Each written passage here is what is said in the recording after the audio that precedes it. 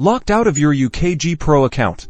Let's unlock the secrets to a seamless login in just a few easy steps. First, you'll need to access the correct UKG Pro Login page, typically provided by your employer, or you can find it through the UKG official website by searching UKG Pro Login on Google. Make sure the URL looks legitimate to avoid phishing scams. Next, enter your unique username and password. This may be your company email address, a specific employee ID, or a custom username created when your account was set up. Be mindful of capitalization and any special characters. If your company has multi-factor authentication enabled, check your email or authenticator app for a security code.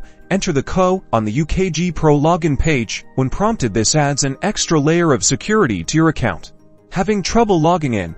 Double-check your internet connection. Ensure your caps lock key isn't on, and carefully re-enter your credentials. You can also try clearing your browser's cache and cookies. Still locked out? Don't stress. Contact your HR department or IT support for assistance. They can help you reset your password or troubleshoot any underlying issues with your account. And there you have it.